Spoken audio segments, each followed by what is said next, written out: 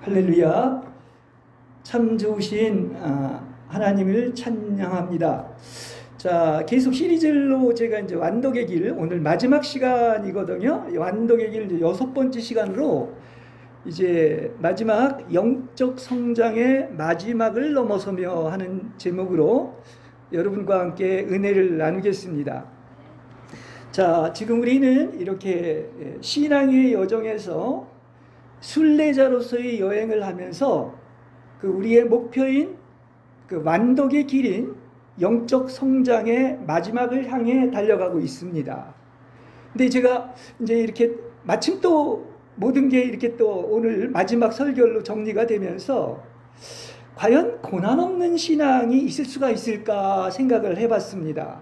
그런데 하나님이 정말 고통 가운데서 우리에게 그 어떤 일을 하신다는 것을 저는 많이 체험을 했습니다.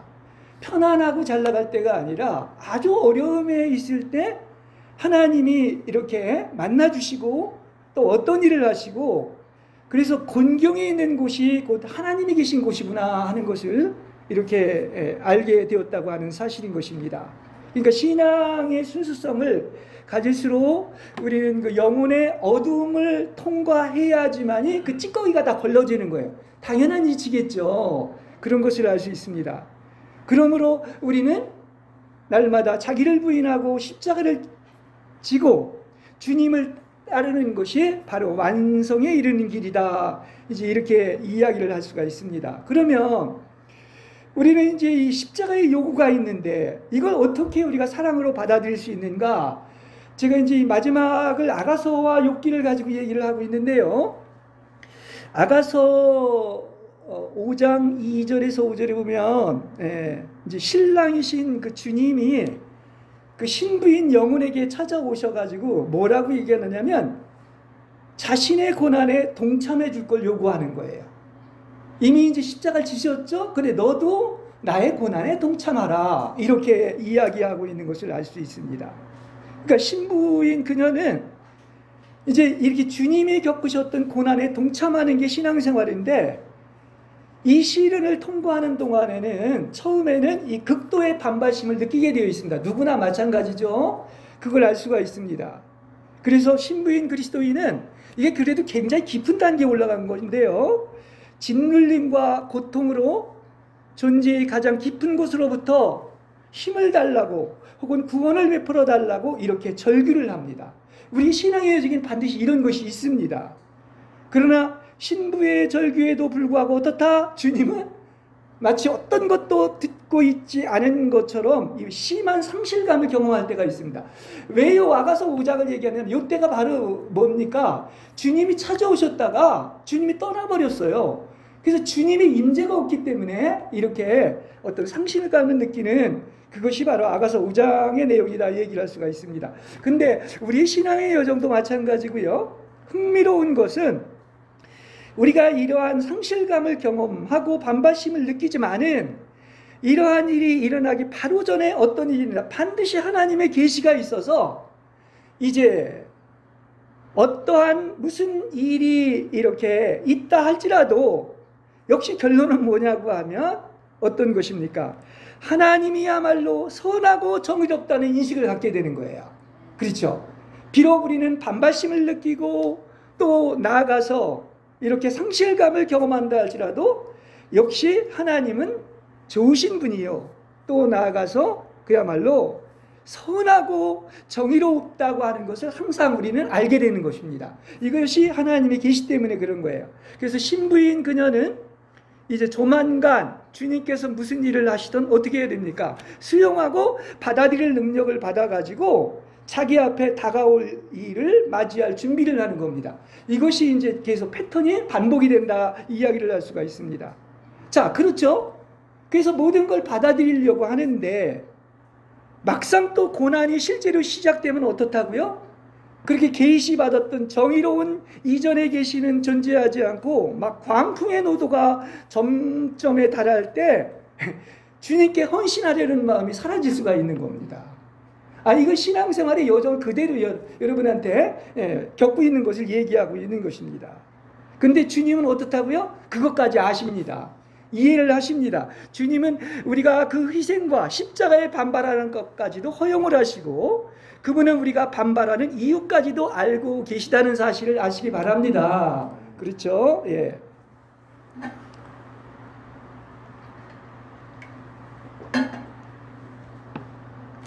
그렇다고 해서 여러분 오랜 시간 동안 반발해서는 안 됩니다. 그렇죠? 예, 하나님의 사랑이 이렇게 십자가에 못 박히는 모습으로 사랑을 요구해 온다면 거기서 항상 느끼는 게 바로 뭐냐면, 아, 내가 굉장히 약하구나. 나의 약한 모습을 발견하게 됩니다. 그렇죠? 그래서 십자가와 고난에 직면하면 놀라운 영적 경험을 체험했음에도 불구하고 자신이 얼마나 연약한 자를 계속해서 깨닫게 되는 겁니다. 예. 그러면 어떻게 믿고 우리가 모든 것을 하나님께 내어드릴 수 있겠습니까? 아가서 5장 6절에 보면 사랑하는 자에게 자신의 마음을 이렇게 열어둔 그 여인은 주님을 거부하고 이제 저항하는 마음이 사라지고 자연스럽게 이렇게 굴복과 내어드림이라는 새로운 행위를 하게 되는 것입니다. 자, 요 두 가지를 이렇게도 표현할 수 있어요. 이 법궤에 보면 그 세르핌이라는 그 두 천사가 이게 마주보고 앉아 있지 않습니까? 근데 서로 바라보고 있는데 그걸 뭘로 표현할 수 있느냐면, 하나는 믿음이고 또 하나는 내어드림이 있어가지고 그게 동일하게 서로를 의지하고 있는 거예요. 이게 신앙생활에 있어서 이거 두 가지가 동일하게 의지하고 있는 것입니다. 그래서 우리는 신앙생활에서 반발도 하고 또 저항도 했지만, 불충성했지만은 어떤 것입니까? 반드시 우리에게는 뭡니까? 우리에게는 새로워지고 주님과 함께하는 여정에서 뭐가 필요하다? 글로 복귀하면 복귀할수록 오직 믿음과 내어드림이 필요하다는 사실인 것입니다. 그렇죠? 그 믿음과 내어드림으로 가는 신앙생활인 것을 알 수가 있습니다. 자, 우리가 복음을 알 때 우리는 자꾸 뭐 어떤 영광 쪽이나 화려함 쪽을 얘기를 하고 있는데, 복음을 알면 알수록 아, 우리 그리스도인의 삶은 좁은 길이고 시련이 있다는 것을 알 수가 있습니다. 오히려 사랑하기 때문에 시련이 더 있고 징계가 있어요. 그렇죠? 하지만 이렇게 시련과 함께 자신의 비참한 실체를 인식하면서 얻게 되는 것이 바로 뭐냐? 기이한 어떤 경험과 또 나아가서 하나님의 계시를 병행해서 얻게 되는 겁니다. 그 어려움을 통해서 그걸 발견하게 된다는 사실이에요. 그래서 그리스도인은 자신의 삶 속에서 가치를 지닐 만한 자신의 의의와 신실함이 있어요, 없어요? 그걸 알면 알수록 전혀 없다는 것을 알게 되는 거예요. 자기를 정확하게 실체를 인식하게 된다, 이렇게 얘기를 할 수가 있습니다. 그런데 왜 이게 이제 중요하냐고 하면, 우리가 하나님의 형상을 닮아가기 위해, 다시 말해서 하나님께만 속한 고유한 것들이 바로 여러분에게 나타나기 위해서는, 쉽게 얘기한다면 다른 것, 하나님 이외의 자신의 것들은 모두 다 사라져야 될 줄로 믿습니다. 그렇죠? 예. 그래서 모든 의인은 오직 뭡니까? 그래서 그리스도인 거예요. 모든 게 그리스도야. 오직 의인은 하나님께만 있지 자기가 없는 겁니다. 그리고 그분 외에는 어떤 것도 의롭지 않다고 고백하는 순간이 여러분에게 반드시 있는 거예요. 이게 바로 하나님을 아는 겁니다. 나에게는 선한 것이나 의의가 조금도 없다는 것을 아는 것이죠. 그렇죠? 예. 그래서 자신에게는 의지할 것이 아무것도 남아있지 않고 하나님의 의의만 바라보는 그 지점에 이르기를 하나님은 원하신다는 사실이에요. 그렇죠? 예. 이제 그때 성도는 당연히 하나님의 전능하심만을 인정하시고, 그분은 무에서 일로 창조하시고 정말 신성을 가지신 분이시며 자신의 연약함과 무가치성을 인정하게 되는 거예요. 그러니까 나를 완전히 그 무가치성과 어떤 소멸될 만큼 하나님은 높여지고 인정을 하게 돼 있다는 사실인 것입니다. 그렇죠? 그러면 왜 신앙생활을 하면서 복 주신다고 했는데, 그러니까 복이 다른 거예요. 세상 복하고는 다릅니다. 왜 우리를 사랑하셔서 그렇게 철저히 우리를 무너뜨리십니까? 그건 무슨 얘기냐? 그것은 하나님만 인정하고 자신의 구제불능함을 인정한 후에는 어떤 일이 생기느냐? 흔들리지 않는 믿음을 갖게 되고 자신을 내어드리는 온전한 성도가 될 줄로 믿습니다. 예.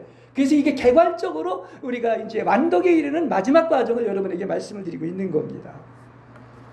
그리고 우리는 또 이렇게 신앙생활을 하다 보면은 이렇게 따르다 보면 이 받는 상처가 많이 있습니다. 우리는. 그렇죠? 그래서 이 상처들은 영혼에 끔찍한 고통이 되고 내면에 들어와 박히는 겁니다. 또한 박해와 적대감, 인간과 어두움의 세계에서 가해지는 여러 외적인 상처들이 우리 믿는 이들에게 있는 것을 알 수가 있습니다. 어떻게 보면 상처 없는 영혼은 하나도 없는 것 같아요. 그래서 우리는 주님의 임재를 느낄 수 없는 어두운 밤을 알고 있습니다.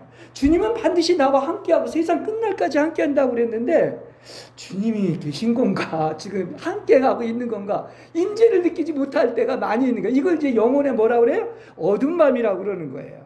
그런데 이 기간이 왜 필요한지 아십니까? 이 기간 동안요, 가장 사람은 어려울 때, 배부를 때 딴 거 보죠. 주님만 바라보게 돼 있는 사실이에요. 그렇죠? 그러니까 이 기간 동안에 주님의 신부는 자아라든지 다른 피조물에 몰두하지 않고 어디에 몰두한다? 오직 주님만을 몰두할 수밖에 없어요. 주님만을 찾을 수밖에 없는 거야. 그래서 어떻게 보면 가장 어려울 때가 가장 성실한 상태임을 아시길 바랍니다. 배부르면 성실하지가 않은 거야. 그걸 알 수가 있습니다. 그렇죠? 그래서 이것을 뭐 인지하건 인지 못하건 지금 이 아가서 5장에 나오는 것처럼 그녀가 사랑했던 일을 잃어버렸다는 그 상실감으로 말미암아 여러분 이제 짝사랑을 해봤는지 모르겠지만은 끊임없이 그분만 생각이 드는 거예요. 그냥 주님의 부재를 애통해하면서 끊임없이 주님을 그리워하게 될 줄로 믿습니다. 여러분 가장 절박하고 어려울 때 누가 찾아지는지 아십니까? 하나님만 찾아지는 거예요. 그렇다고 볼 수 있습니다. 그래서 신부가 단 한순간도 신랑을 잊은 적이 없듯이 주님이 계시지 않다는 것이 너무나 감당하기 힘들기 때문에 그래서 그분 외에는 다른 어떤 것에는 관심조차도 잊어버리게 된다. 이렇게 이야기를 할 수가 있겠습니다. 그래서 이렇게 이 상태가 오히려 배부른 상태가 아니라 이런 상태가 그녀의 마음은 늘 누구한테 향해 있다? 그러면 그럴수록 주님께만 향해 있고 주님의 부재로 인하여 지금 뭐를 앓고 있느냐? 소가리를 앓고 있는데 그게 상사병인 거예요. 이제 집에 가서 다시 한번 읽어보시기 바랍니다. 그래서 주님과 깊은 관계에 들어가는 사람은 마음속에 뭐가 있다? 주님의 부재로 인한 상사병이 있는 거야. 와서 문을 열어드렸는데 고난에 동참하자고 하고서 떠나버린 거예요. 그죠? 그래서 상사병이 있다 이렇게 얘기할 수 있습니다. 근데 상사병이 있으면 뭐만 생각납니까? 그 사랑하는 사람만 생각하지 않습니까? 그래서 그분을 기억하는 거예요. 하나님 그렇게 만드시는 것입니다. 그래서 내면의 길을 외적인 화려함이나 뭐 업적이나 성공을 추구하는 사람이 아니라 내면의 길을 추구하는 그리스도인은 깨어있을 때나 잠잘 때나 밤낮으로 떠나지 않는 그 강렬하고 그치지 않는 의식이 있는데 바로 뭐다? 그리스도인 겁니다. 그래서 그리스도를 끊임없이 찾는다는 사실을 아시기 바랍니다.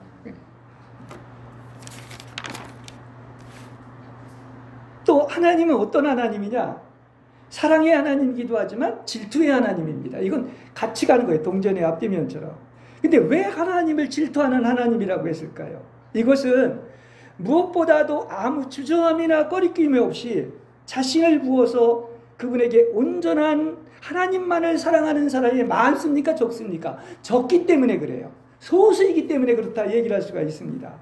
그래서 그들은 소수고 하나님의 눈동자와 같이 지켜보는 신부이기 때문에 하나님은 여러분 당신 말고 다른 경쟁자를 허용할 수가 없는 거예요. 이게 연인의 관계이기 때문에 절대적인 사랑의 관계이기 때문에 그런 것입니다. 주님은 두 마음을 품은 자를 기뻐하지 않습니다. 그렇죠? 오직 한 마음으로 주님만을 바라보는 것을 기뻐하는 거예요. 그래서 질투하는 하나님이라는 얘기인 것입니다. 그렇죠? 그래서 이런 자들은 하나님께만 헌신하고 사랑하는 자들이고요. 그런 자들만 특별히 이렇게 하나님의 특별한 소유로 인정하시고 그들에 대한 모든 권리를 행사하신다는 사실을 아시길 바랍니다.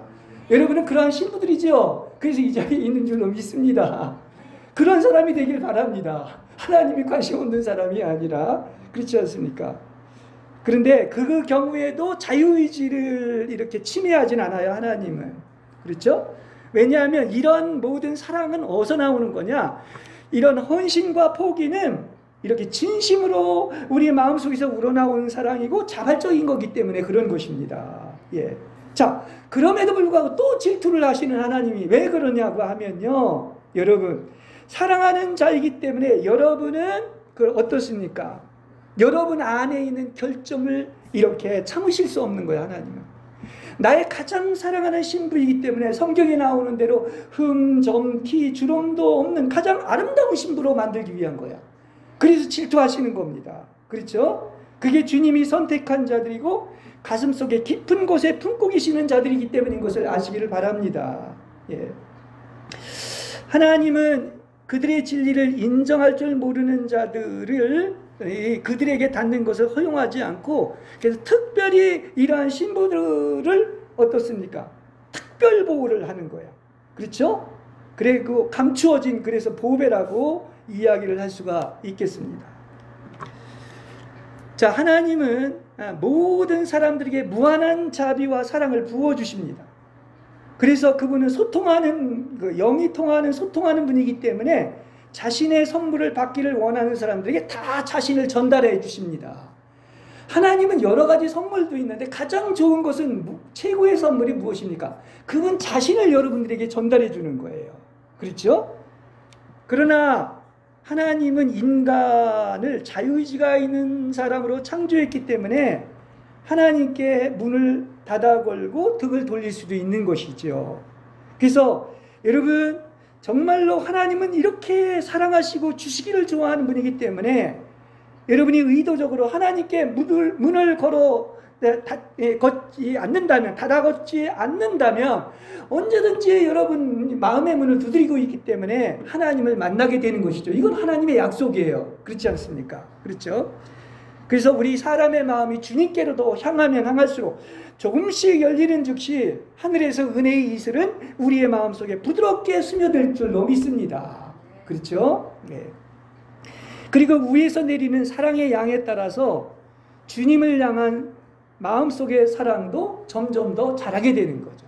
그러니까 어떻게 보면 우리 신앙생활은 그냥 우리 하나님 아닌 것들은 다 제거되고요, 다 비워지는 거야. 그게 그럼 여기에 비워졌으니까 이제 뭡니까? 다른 종교는 비우는 것만 얘기하지만 하나님으로 채워지길 원하는 거예요. 그게 하나님의 갈망인 거예요. 그러니까 여러분 속에 뭐가 채워지는 거예요? 하나님으로 가득 채워지는 거예요. 다른 말로 하면 빛으로 채워지고 생명으로 채워지고 말씀으로 채워지고 영으로 채워지고 또 나아가서 뭘로 채워지죠? 가장 좋은 사랑으로 가득 채워지는 거야. 그러니까 그 하나님의 사랑으로 머리부터 발끝까지 가득 채워지는 여러분 되시길 바랍니다. 그렇죠? 예. 이렇게 그분은 당신의 마음을 준비하시고 당신의 마음을 풍성함에서 풍성함으로 인도하신다는 사실을 언제나 기억하시기 바랍니다. 그렇게 풍성하신 분입니다. 그래서 하나님은 여러분의 마음을 계속 넓히는 거예요. 그러니까 밭을 기경을 하는데, 마음을 기경을 하는데 계속 마음을 넓혀가지고 거기에 하나님으로 채우신다는 사실을 아시길 바랍니다.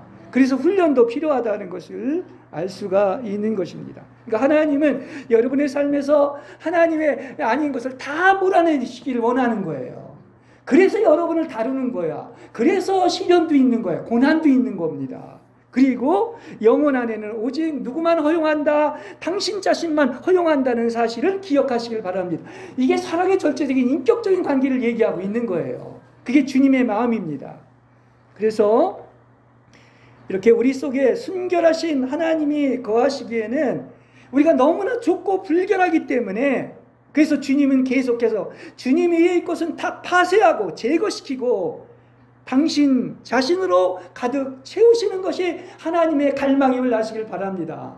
이건 여러분보다 그분이 더한 거야. 그렇죠? 여러분이 바라는 것보다 너무나 사랑하는 순결한 신부들이기 때문에 질투까지 하면서 뭘로만 채우길 원해? 하나님 자신으로만 채우게 될 줄로 믿습니다. 성경을 크게 보면 간단해요. 어떻게 보면 이렇게도 볼 수가 있습니다. 자, 이제 이게 완덕의 길을 얘기하기 때문에 영성가들을 계속 이제 좀 얘기를 하는데요. 십자가의 성 요한이라는 아주 참 좋은 분이 있습니다. 그래서 영적 순례자가 이렇게 하나님의 심오함으로 인도받는 도중에 거치는 단계를, 그걸 이제 그 정화라고 얘기를 하고 있습니다. 그렇죠? 정화. 그래서 정화의 단계가 첫 번째는 이제 욕구를 끊는 것을 감각의 밤이라고 얘기하고 있고요. 또 마지막 단계인 이렇게 다른 어떤 영의 밤이라는 것이 있습니다. 특히 이 온전히 영혼과 하나님이 소통하는 영의 밤이라고 불리는 것은 이건 마지막 단계예요. 욕구를 끊는 것은 처음 단계고, 그래서 최종적인 영의 밤의 경험은 감각의 밤보다도 우리에게 훨씬 더 처절한 고통을 안겨줍니다. 아니 왜 목사님은 자꾸 그쪽을 자꾸 포인트를 맞추느냐? 아니에요. 실제 하나님을 따라가다 보면 주님이 그 길을 가신 것처럼 이런 길에 포인트가 맞춰질 수밖에 없는 거예요. 십자가에 못 박힌 그리스도에게 맞춰질 수밖에 없는 겁니다. 그렇죠? 그래서 영혼은 이렇게 신랑의 부재 외에도 뭐를 하느냐? 이게 자신의 비참한 상태에 대한 자각으로 압도를 당하게 되어 있습니다. 여러분, 빛이 비치면 나에게 선한 것도 하나도 없고 이렇게 구제불능하고 지옥가의 존재인 것을 정확히 알게 되는 겁니다. 그래서 하나님을 알수록 나는 뭡니까? 죄인의 개수다. 죄인, 가장 작은 자 중에도 작은 자라고 고백할 수밖에 없는 거예요. 그래서요, 저도 뭐 얼마나 경험했는지 모르지만 이 영의 방을 직접 경험해보지 않고서는 이 무서운 환난을 이해할 수 없습니다. 여러분, 하나님이 특별히 선택받은 사람이나 좁은 길을 가는 신부들은 더 무서운 환난이 있다는 것을, 그건 다루심입니다. 그것이 있다는 사실을 아시길 바랍니다. 근데 어두운 밤을 깊이 이해할 수 있는 방법은 그거죠. 내가 캄캄한 지금 어두운 밤 속에 있는데 빛이 강렬하게 비치면 뭐가 보이느냐고 하면 내가 선한 줄 알았는데, 의로한 줄 알았는데 얼마나 끔찍하고 충격적인 실체가 적나라하게 나한테서 드러나는 거야. 그렇죠? 그러니까 하나님은 나를 요만큼도 의지할 수가 없는 거야. 그렇죠? 그러니까 여러분이 비록 이해할 수 없는 이 경험을 통과할지라도 그것은 반드시 시간이 필요하고요. 그것이 이제 이렇게도 얘기를 할 수가 있습니다. 아론이 이제 제사장인 걸 어떻게 증명했느냐고 하면, 이제 그 지팡이를 어떻습니까? 이제 지성소에 갖다 놨을 때 어떤 일이 있었냐고 하면, 하룻밤을 지나고 났는데 아론의 지팡이, 이게 살구로 되어 있는 건데 거기서 싹이 난 겁니다. 이건 부활을 상징하고 있지 않습니까? 마찬가지인 거예요. 우리에게도 그런 일이 있다는 사실을 아시길 바랍니다. 반드시 밤이 있는 다음에 아침이 오는 것처럼 우리는 어떻다? 지성소 안에서 온 밤을 거쳐야 되고, 하나님께서 우리를 한쪽에 제쳐놓은 대로 하나님이 정하신 일정한 시간을 지나야 함을 기억하시기 바랍니다. 여러분에게도 이런 일이 반드시 있는 거예요. 예, 그렇습니다. 그러니까 하나님은 조급한 분이 아닙니다. 조급해하는 건 무익한 거예요. 하나님이 하시는 대로 기다리는 것입니다. 그렇죠? 그래서 우리는 몰라도 나에 대해서 가장 잘 알고 있는 분은 나보다 하나님이시고, 그래서 하나님은 정확하게 여러분에게 무엇을 해야 하는지를 알고 있다는 사실을 아시기 바랍니다. 그렇죠? 예. 그러니까 어두운 밤도 어떻게 해야 됩니까? 정말 순종하고 따라야 되겠죠. 그렇습니다. 그래서 언제나 주님께서는 이 어둠조차도 뭐가 된다? 빛이 되는 거야. 빛이 있을 때만 빛이 있는 게 아니라 어둠 속에서도 빛이 된다는 사실을 언제나 기억하시기 바랍니다. 쉽게 얘기하면 하룻밤을 지나고 나면 반드시 뭐가요? 아침이 오는 거야. 환한 빛이 오는, 그렇습니다. 그래서 이렇게 새벽이 밝아오고 반드시 여러분을 회복시킨다는 사실을 믿으시기 바랍니다. 네. 이게 지금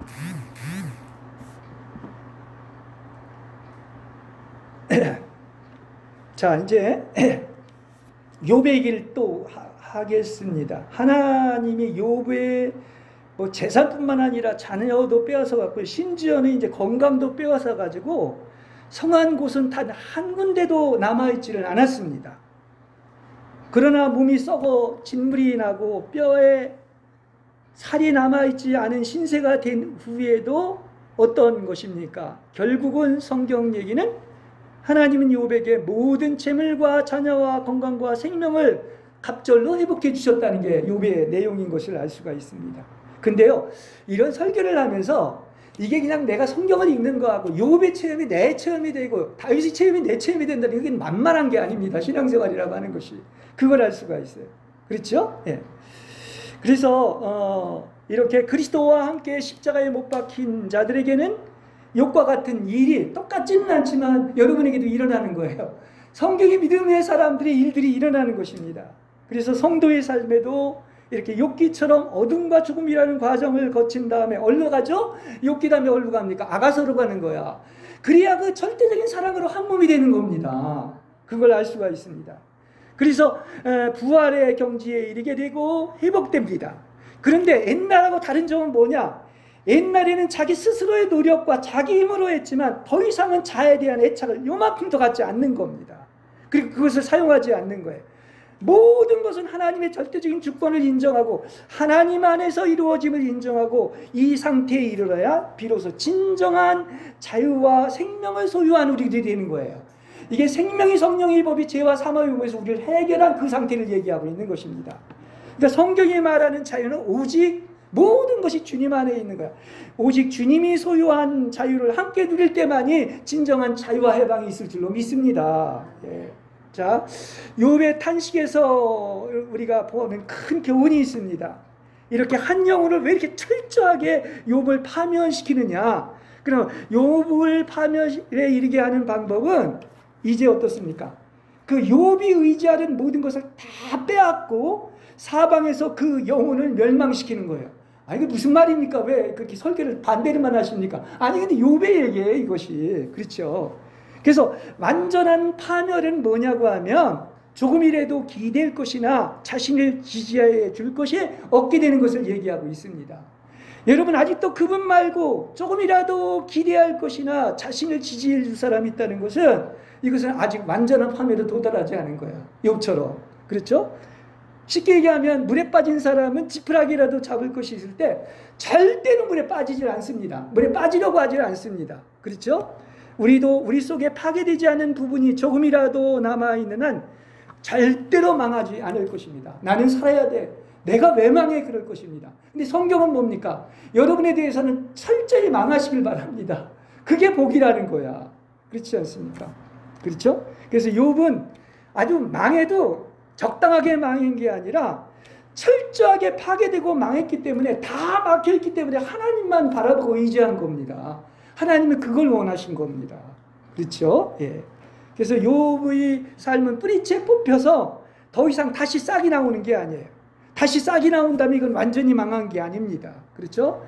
우리도 우리 안에 자기중심적인 생명도 완전히 죽지 않으면 다시 자아가 싹을 틔우기 때문에 하나님은 인정을 조금도 이렇게 베푸시지 않고 완전히 자아를 말살시켜가지고 그때 비로소 하나님의 자비를 베풀어 주셔서 갑절의 축복을 받고 하나님으로 조성되게 하는 겁니다. 그걸 얘기하고 있는 것입니다. 그렇죠? 자, 다음 하나님에 대한 지식은 이 어떤 인간의 지성이나 학식으로 얻어지는 것이 아닙니다. 하나님은 사랑이시죠? 자, 하나님 알려면 어떻게 한다고 그랬어요? 예? 뭘로 하느냐? 머리로 하는 게 아닙니다. 하나님 안에서는 사랑해야 참 지식인 하나님 아버지와 예수 그리스도를 아는 거예요. 영생이 뭐죠? 하나님 아버지와 예수 그리스도를 아는 것인데 하나님을 알려면 사랑해야 된다는 것을 성경은 분명히 이야기를 해주고 있는 것입니다. 그렇죠? 예. 그래서 우리가 하나님의 살아계심을 확신하지 못한다면 우리는 하나님을 진심으로 사랑할 수 없어요. 하나님이 살아계시기 때문에 우리는 그것이 확실히 안다면 하나님을 사랑할 수가 있는 것이죠. 그래서 하나님의 살아계심을 알아야 그분을 사랑할 수 있는 마음이 생기고 그분이 누구시며 어떤 영광과 찬송을 받으실 만한 분인지를 알게 된다고 하는 사실인 것입니다. 그때 비로소 진정으로 하나님을 사랑하게 되는 겁니다. 하나님을 알아야 어떤 일도 있다. 하나님을 사랑하는 거야. 하나님을 모르면 하나님도 제대로 사랑하지 못하는 거야. 그러니까 이것은 오직 사랑을 경험함으로써만 얻게 되는 하나님을 아는 지식이다 하는 것을 알길 바랍니다. 이건 하나님이 알려주시는 지식이에요. 그렇지 않습니까? 그래서 이걸 야다라고도 그러고 또 나가서 오이다라고도 그렇게 얘기를 하고 있죠. 때문에 하나님이 얼마나 이렇게 사랑받으실 만한 분인지 여러분은 신앙에서 항상 제가 전주에도 얘기를 했지만 여러분은 읽지 마시고 이해하지 마시고 맛을 보시길 바랍니다. 특별히 무슨 맛을 봐야 돼요? 사랑의 맛을 봐야 돼요. 우린 끊임없이 그분의 사랑을 맛보고 누려야 돼요. 그죠? 예, 그렇습니다. 진정한 기도가 뭐냐고 하면요. 이것도 좀 새롭더라고요. 주님과의 끊임없는 사랑의 행위가 기도입니다. 무슨 얘기냐고 하면 효과적인 기도를 하길 원한다면 뭐를 해야 되느냐? 주님을 가장 많이 사랑하시기 바랍니다. 그때는 주님을 사랑하는 시간이에요. 기도라는 것이. 그러니까 주님께 당신과 소통할 기회를 드리면서 이 거룩하신 분을 언제까지나 사랑하겠다는 마음으로 기도하는 여러분이 되시길 바랍니다. 이게 참된 기도다. 왜냐? 영 안에서 그분과 만나는 거, 대화하는 거 아니겠습니까? 그렇기 때문에 그런 거예요. 그러니까 여러분은 기도를 잘 하려고 하면 언제나 사랑의 마음을 가지고 잠시라도 사랑하는 일을 중단하지 마시기 바랍니다. 여러분이 그분을 사랑한다면 절대로 기도가 끊이지 않는다는 사실을 아시길 바랍니다. 사랑하지 않기 때문에 기도 안 한다, 이렇게도 얘기할 수 있어요. 맞아요, 안 맞아요? 맞습니까? 그렇습니다. 가끔 아멘 하십시오. 그렇습니다. 저는 이런 생각을 해봤어요. 너무나 제가 또 철학배에서 그런지 모르지만 이 머리로 너무나 생각하는 것이 많은데 여기서는 은혜가 없어요. 생각이 일단 하나님 아닌 생각이 들어오면 딱 중단을 하시고요. 여기서 일로 내려오셔요. 그래서 내면의 깊은 곳에 계신 주님을 사랑하는 마음으로 불러보시길 바랍니다. 그러면 여러분 안에서 참으로 달콤하고 평화로워질 줄로 믿습니다. 이게 주님과 항상 기도하며 사랑으로 접촉하는 시간이다, 이야기를 할 수가 있겠습니다. 그래서 하나님께서 우리에게 이제 그분을 보이시고 우리 안에 계시하신 것은 우리 안에서 표현된 하나님의 사랑이다, 이렇게 이야기를 할 수가 있습니다. 그래서 계속 이게 이제 가면 갈수록 하나님을 아는데 결국 뭐냐? 항상 결론은 똑같죠. 하나님께서 우리에게 자신을 계시하시는 만큼 우리는 하나님을 알 수가 있고, 또 우리가 하나님을 사랑하는 만큼 거기에 비례해서 하나님은 자신을 계시하시는 거야. 그러니까 하나님을 아는 비결이 바로 여기에 있는 것입니다. 사랑에 있는 거예요. 그러므로 여러분은 하나님은 사랑의 불입니다. 우리도 안에서 사랑이 확 불타고 있어요. 이 불이 붙었으면 내가 더 이상 무엇을 원하리요 한 것처럼 하나님의 사랑의 불과 여러분의 사랑의 불이 불타서 사랑의 불에 점점 더 타들어가는 여러분 되시길 바랍니다. 이게 제 얘기가 아니라 성경 아가서에다 나와 있는 거예요. 그러면 여러분은 환해질 것이고 중천의 광명천지처럼 빛으로 가득할 것이고 가장 진실한 하나님에 대한 참된 지식을 갖게 될 줄로 믿습니다. 예.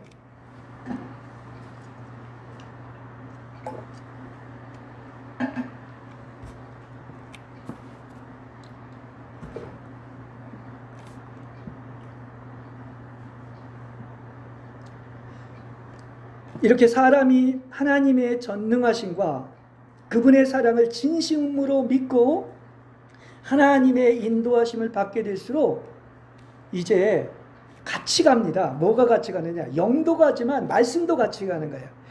여러분은요, 하나님의 인도와 은혜와 계시가 있을수록 참으로 성경에 담겨 있는 진리들에 대한 더욱더 깊은 계시와 깨달음이 있게 될 줄로 믿습니다.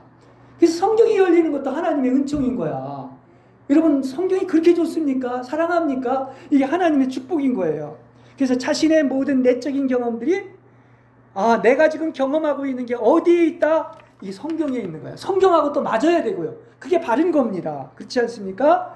그래서 내 얘기나 욥의 얘기나 아가서의 얘기가 다른 얘기가 아니구나, 나랑 똑같은 얘기라고 하는 이렇게 성경에 나의 경험들이 정확하게 묘사되어 있다는 것을 발견하면 아주 무한한 기쁨을 누리게 되어 있는 겁니다. 제가 하나님이 나 많이 사랑하지 않는 줄 알았는데 정말 하나님이 나를 많이 사랑하는 거나 그걸 어디서 느꼈는지 아십니까? 성경하고 똑같아지니까. 얼마나 사실 욥의 경우 나는 거기 100분의 1도 못 따라가겠지만 얼마나 고통스럽습니까? 근데 성경의 얘기가 곧 나의 얘기예요. 성경의 실제가 나의 실제가 됐다 하는 것을 이야기하고 있습니다. 이때 얼마나 기쁜지 몰라요. 그리고서 하나님이 나를 사랑한다는 것을 알았습니다. 이제 그럴 때 이 사람은 홍해와 광야를 건네줄 안내자를 만나 기뻐하는 자신의 모습을 발견하게 된다고 하는 사실인 것입니다. 그렇죠? 그래서 지금까지 지내오면서 왜 이렇게 철저히 파괴되고 고통을 당했느냐? 그리고 당시에는 어려웠지만은, 그리고 슬펐지만은 이게 말입니다. 너무나 기쁘고 황홀함에 빠져가지고 지난날 내가 비싼 대가를 치른 것, 시련을 당한 것, 예? 그런 것들에 대해서 아까워하지 않고, 예? 그런 것에 대해서 내가 아파하지 않는다는 사실인 것입니다. 오히려 기쁨으로 여기게 된다는 것을 이야기를 하고 있는 것입니다. 어떻게 보면 이 얘기들은 그냥 이론적인 게 아니라 실제 우리 순례자의 여정을 겪으면서 하나하나 지금 일어나는 일들을 여러분에게 말씀을 드리고 있는 겁니다. 그렇죠? 자, 애굽에서 나온 이제 많은 사람들이 있었는데 분명히 보면 그게 하나님의 임재거든요. 구름 기둥과 불 기둥은. 근데 인도를 받고 있지만은 두 사람 말고 약속의 땅에 들어가지 못한 사람들이 다였는데 이건 왜 그러냐? 하나님이 임재해 있음에도 불구하고 이게 믿음과 용기가 부족했기 때문에 어떤 걸 바라보냐? 계속 세상과 애굽을 바라본 거야. 그래서 애굽에서 온 거, 그 맛있는 것만 생각하고 거기서 나온 것을 후회했기 때문이라는 것을 성경은 이야기해주고 있습니다. 그러니까 이렇게 불평과 의심은 40년 동안 그들의 길 위에서 방황하게 만들었다는 사실을 알 수가 있습니다. 자, 그러면 내가 뭘 얘기하려고 이렇게 얘기하느냐? 구름 기둥과 또 나가서 불기둥으로 인도했던 하나님이 그런 확실한 안내자가 있는데요. 여러분에게 있어서 가장 확실한 안내자는 뭐라고 생각합니까? 지금 얘기처럼 성경입니다. 성경이 열리면 확실해지는 거야. 아멘? 그런 것을 알 수가 있습니다. 알면 알수록 성경처럼 확실한 안내자는 없는 거야. 그래서 주님의 말씀은 내 발의 등불이요 내 길의 빛입니다. 이렇게 얘기하고 있지 않습니까? 그럼 성경이 열리면 구름 기둥이 바로 뭡니까? 모든 해의 뜨거움과 어떤 상함으로부터 상하지 않게 하고 나를 보호받고 인도해 주시는 거야. 그죠? 그게 구름 기둥이지만 또한 말씀인 거예요. 또 빛도 없이 캄캄하고 불확실한 때에 밤에는 불기둥처럼 활활 타오르는데 이게 바로 거룩한 사랑이 아니고 무엇이겠습니까? 그렇죠. 그러니까 우리는 뭡니까? 그런 사랑으로 오직 사랑하는 님을 믿고 살아가는 것이다. 이렇게 이야기를 할 수 있습니다. 다시 한번 얘기를 하지만 말씀에 확실한 안내를 받는 여러분 되시길 바랍니다. 캄캄하고 흑암이 있을 때나 어떤 때나 항상 말씀 속에서 확실한 안내자가 있다. 모든 답은 어디에 있다? 성경에 있다. 그때 십자가에 못 박힌 그리스도에 있다. 이게 고린도전서 1장 2장에서 얘기하고 있지 않습니까? 그렇죠? 그리고 우리는 영혼의 벌거벗는 일을 하나님께 맡겨드려야 합니다. 영혼이 어떤 방해도 하지 않고 벌거벗는 일과 죽음의 전 과정을 우리가 받아들인다면 하나님께서는 그 일을 여러분에게 완벽하게 이루어 주실 줄로 믿습니다. 제발 하나님께 모든 것 맡기고 기회를 두십시오. 하나님이 다 알아서 사랑하고 축복 주시길 원하는데 지가 살아가지고 지가 하니까 하나님의 축복을 못 받는 거야. 이게 제 말이 아니에요. 성경이 그렇게 얘기해주고 있는 겁니다. 그렇지 않습니까? 다 누가 한다? 하나님이 완벽히 이루어 주신다는 거예요. 그냥 죽음으로 다 그 모든 과정을 받아들이시기 바랍니다. 근데 말입니다. 또다시 내가 고개가 들어서 아까 죽으려면 완전히 죽어야 되는데 지푸라기도 잡을 힘이 있으면 절대 안 죽는다고 그랬죠? 자신의 자아로 하나님의 일을 이루려고 한다면 그 영혼은 모든 것을 망치게 되고 하나님의 일은 똑같이 세상 일과 똑같아지는 거예요. 그 하나님의 엄청난 일이 세상 일이 돼버리는 거야. 세상 사람하고 똑같은 거예요. 이렇게 이야기를 할 수가 있습니다. 그래서 이는 자신의 노력으로 자아의 옷을 벗어버리려고 할 때 하나님은 더 이상 그분의 옷을 입혀주지 않기 때문입니다. 지가 자기가 알아서 옷 입겠다는데 하나님이 못하라 입혀줘요. 그렇지 않습니까? 그렇습니다. 또한 하나님이 벌거벗게 하시는 목적이 있어요. 여러분 완전히 정난한 어떤 벌거벗은 믿음 위에 서게 하는 목적은 뭡니까? 덧입게 하게 위한 것이 하나님의 원리예요. 벗어야 입지 않습니까? 그렇지 않습니까? 뭐를 덧입는 거야? 여러분을 벌거벗는 믿음에 두는 이유는 오직 하나님만으로 덧입게 하기 위한 것이 원리인 거예요. 그러니까 다른 불교는 다 비우는 것만 얘기하지만 기독교는 바로 뭡니까? 비우고 그분으로 채우는 거야. 그걸 얘기하고 있는 것입니다. 그래서 이 원리가 지켜져야 하는 겁니다. 주님은 오직 우리를 부욕해 하시기 위하여 가난하게 하시고 다 역설이죠. 그죠? 예, 그렇습니다. 그리고 나아가서 살리시기 전에 먼저 죽이시고 천국에 올리시기 전에 무덤에 내리시고, 이 사무엘상 2장 6절에도 그런 얘기를 하지 않습니까? 이게 바로 감추어진 십자가의 역설인 하나님을 얘기하고 있는 거예요. 그렇죠? 그래서 왜 하나님께서는 여러분을 가난하게 하시고 영혼에게서 모든 것을 가져가시냐고 하면은 그 대신 뭡니까? 아주 비밀하고 은밀한 가운데 그분 자신이 모든 것의 대체물이 된다는 사실을 아시기를 바랍니다. 내 아닌 것들로부터 다 그리스도로 대치가 되는 거야. 그게 가장 좋은 거야. 그러니까 내가 살지 않고 그리스도가 살게 하시는 거야. 이게 성경의 핵심 아닙니까? 그러니까 모든 것을 하나님께 맡기십시오. 이게 이제 얼마나 믿느냐, 저도 잘 못 믿고 연약합니다만은, 그러나 하나님이 훈련시키고 나니까 그래도 그렇습니다. 모든 것을 이루시는 분은 뭐다? 하나님이시다. 우리는 그런 전능한 하나님을 믿고 있는 거야. 신성을 가지신 하나님을 믿고 있는 거야. 무에서 일로 창조하고 창조의 하나님을 믿고 있다는 말입니다. 그런 어마어마한 하나님을 믿고 있는 거예요. 그러니까 모든 걸 누가 이루어요? 하나님이 이루시는 거야. 그걸 얘기합니다. 예?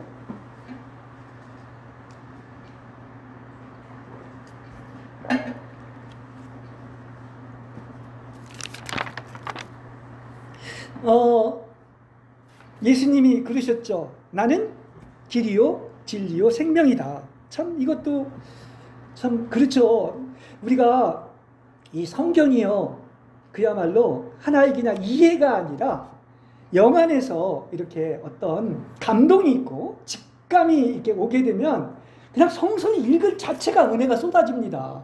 왜냐 여기서 생명을 접촉하고 은혜를 받기 때문에 그런 거예요. 앞으로 성경을 그렇게 읽으시기 바랍니다. 성경이 열리면 그렇게 된다니까요. 그렇지 않습니까? 그러니까 내가 길이요 진리요 생명이다. 막 감격해가지고 정말 여러분 눈물 흘리면서 잠을 못 잔 적이 있습니까? 성경이 그 정도는 돼야 돼. 그렇지 않습니까? 그렇습니다. 그냥 이 엄청난 말씀인데 뭐 당연히 내가 아는 건데 이게 아니에요. 영 안에서 이런 일이 일어나는 게 아닙니다. 예, 그렇습니다. 그래서 내가 길이요 진리요 생명이니 나로 말미암지 않고서는 아버지께로 올 자가 없다. 이거는 다른 종교와 비교하시면 아주 절대적인 하나님의 선언인 것입니다. 이걸로 본다면 다른 종교의 구원이 없는 거야. 유일하게 예수 그리스도 말미암지 않고는 우리는 그런 하나님을 믿는 거야. 만들어진 그 가짜 신을 믿는 게 아니란 말입니다. 그렇지 않습니까? 그래서 뭐예요? 이 말씀은 너희를 인도하는 거 네가 아니라는 거야. 더 이상 네가 아니라 바로 나다. 너희가 그래서 절대로 내가 사랑하는 자녀이기 때문에 길을 잃거나 잘못된 길로 가도록 절대로 내버려 두지 않는다는 얘기예요. 이게 바로 하나님이 선택한 사랑하는 자들에게 하나님의 절대적인 주권이 있습니다. 내 마음대로 할 수가 없어요. 하나님이 안배하신 배우자가 아니면 절대로 허락 안 하십니다. 내가 아무리 선교를 하고 뭐 학사학위를 받고 싶어도요 하나님이 허락하지 않으면 절대로 허락을 할 수가 없는 것입니다. 이건 굉장히 깊은 얘기예요. 그렇지 않습니까? 그렇게 사랑하는 자에게 그런 것을 알 수가 있습니다. 그러니까 오직 길은 그리스도인의 길밖에 없는 거야. 너는 이 길로 가야 된다. 내가 길이기 때문에. 그렇죠? 그리고 내가 살았던 대로 살지 않는다면 아무도 나를 따라올 자가 없기 때문이다. 이렇게 이야기를 하고 있는 것입니다. 그러니까 어떻게 보면 점점 더 할수록 우리는 어떻게 됩니까? 그분 밖에는 없는 것이고 운명론이 아니라 하나님의 섭리와 하나님의 손길과 하나님의 절대적인 어떤 섭리 속에 있다는 사실을 아시길 바랍니다. 그렇죠? 예. 그리고 뿐만 아니라 이 길로 걸어갈 때만 이 길을 인도해 주는 진리 속으로 들어가려면 그분의 길을 갈 때 들어가는 거지 딴 길에서는 찾을 수가 없는 것입니다. 그리고 뭐라 그럽니까? 내가 곧 진리다. 진리를 알지니 진리가 너희를 자유케 하리다. 이거 한마디도 얼마나 엄청난 얘기예요. 그죠? 근데 내가 곧 진리란 말이에요. 나를 알면 넌 진정 자유할 수가 있다는 거죠. 죄와 사망의 법에서. 그죠? 그렇게 얘기하고 있지 않습니까? 그러니까 인간으로서 우리가 이제 예수 그리스도의 삶을 따라갈 때 우리는 결국은 뭡니까? 내가 길이고 진리고 말씀이기 때문에 또 말씀으로 그 진리 안에 들어가게 된다는 사실인 것입니다. 그러니까 쉽게 얘기하면 말씀은 그리스도고 그리스도는 영이고 또 영은 생명이고 똑같은 얘기예요. 하나로 통합할 수가 있다는 그런 얘기를 여러분에게 말씀을 드릴 수가 있겠습니다. 참 이 사람 마음은 신비롭습니다. 그 인간이 왜 만물의 으뜸이고 영어와 전기로 관씌워졌냐고 하면은, 인간은 뭡니까? 영원히 사모하는 마음을 주셨고요. 하나님의 모상을 닮은 그런 존재로 창조가 되어 있습니다. 그래서 우리의 그 영과 마음도 영의 일부분인데 참 신비로운 거예요. 근데 이렇게 아름답게 만들어졌고 깨끗한 순결한 마음이었었는데 오염되고 타락해서 마귀가 들어온 것이다 얘기할 수가 있죠. 그러면 사람의 마음은 신비롭게도 어떻게 해야 되느냐? 뭘로 받아들이냐? 성령으로 인해서 이 진리의 말씀을 받아들일 수 있도록 지어졌다는 거예요. 분명히 알아야 돼요. 그러니까 다시 말한다고 하면은 내 머리나 지식이나 어떤 연구나 이런 것이 아니라 성령을 통하여 성령의 계시로 말미암아 이 진리의 성경 말씀이 우리에게 받아들일 수가 있는 거야.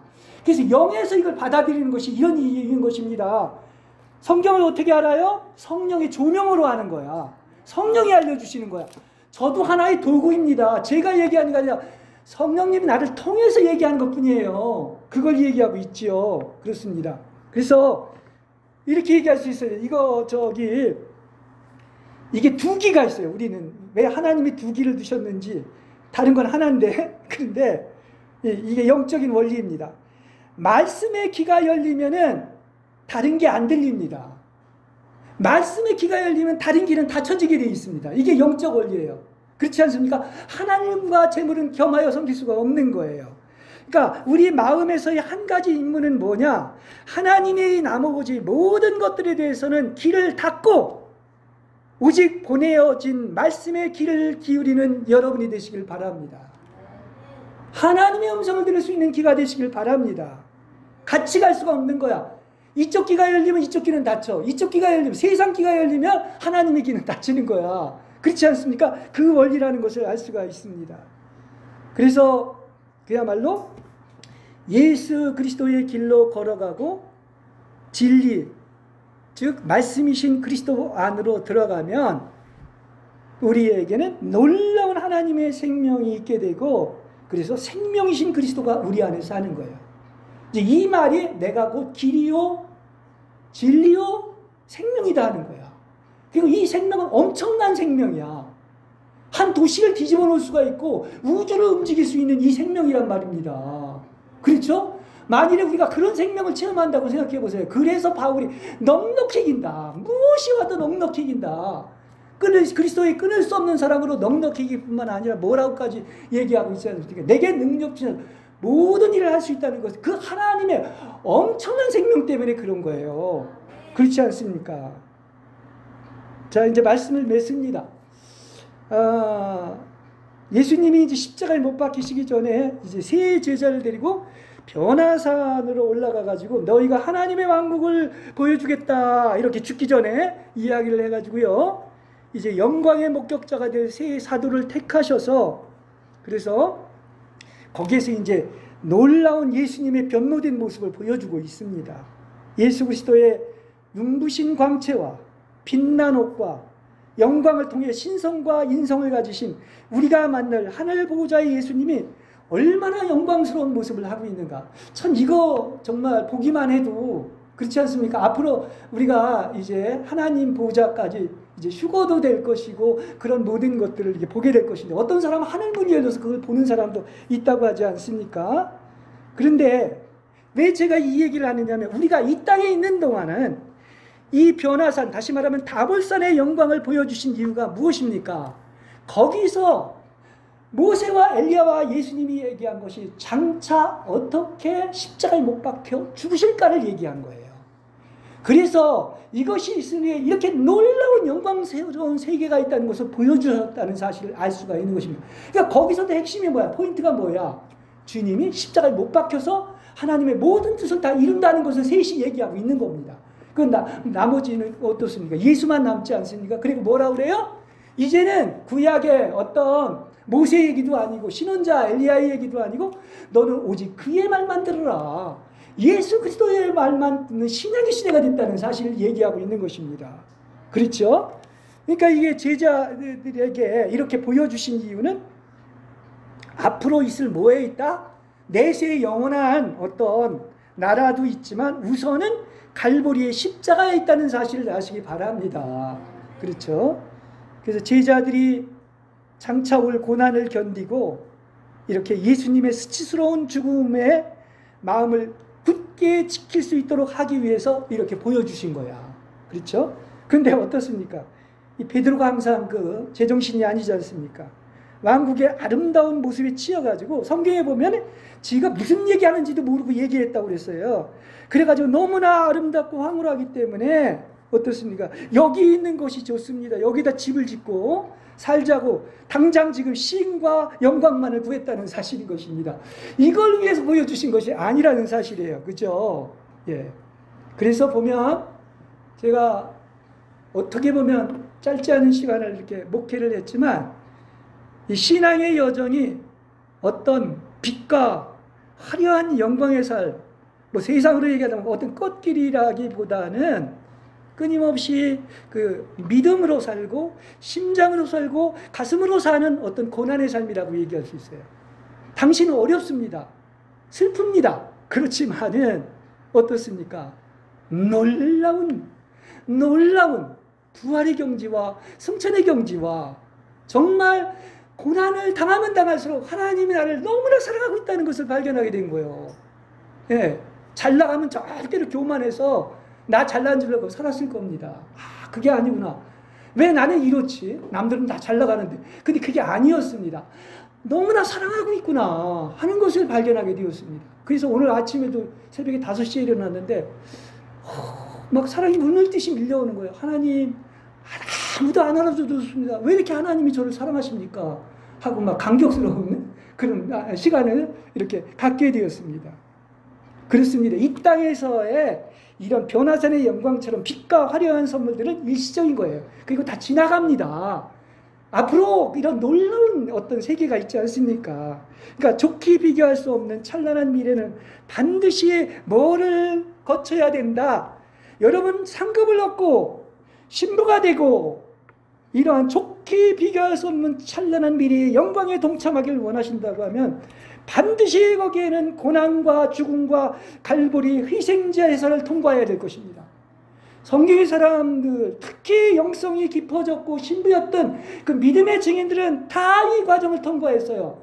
사랑받았기 때문에 누구보다 더 십자가를 졌고 고통을 당했고 루터식으로 얘기하면 고통의 시련을 겪었습니다. 이게 십자가의 핵심인 거예요. 그러니까 십자가가 크면 클수록 다 십자가가 있습니다. 여러분마다 정해진 십자가가 있는데 십자가가 큰 만큼 바로 뭐라고 얘기할 수 있느냐? 화려한 영광이 기다리고 있는 것입니다. 그래서 여러분 뭐 정말 아픔도 겪고 여러 가지 일도 있었지만 그건 뭐 하기 위한 거예요? 여러분을 너무나 사랑하셔서 상급 주려고 하시는 것을 믿으시기 바랍니다. 그렇죠? 예. 이렇게 하나님을 향한 사랑과 하나님의 은총으로 이 길을 완주하면 이렇게 완덕에 이를 수가 있는 거예요. 그러니까 우리는 오직 하나의 그분을 향한 사랑의 일념을 가지고 이렇게 사랑의 화살을 쏘고 또 모든 것은 다 뭐다? 하나님의 은총으로 되는 거야. 그래 이 길을 간다면은 완주해가지고 그야말로 뭐죠? 완덕의 길이라고 한 것처럼 완덕에 이를 수가 있는 것입니다. 그러니까 더 이상 하나님의 아나 피조물이나 세상은 없는 거예요. 자신에 의한 어떤 것도 소유하지 않고 모든 것은 누가 되어야 하며 하나님의 거룩하심과 성결은 오직 누구 안에서? 하나님 안에서 하나님에 의해서 하나님을 위한 것으로서 만물이 하나님에게서 나고 하나님을 통하여 있고 하나님께로 돌아가며 하나님이 전부가 되는 여러분이 되시기를 주님의 이름으로 축복합니다.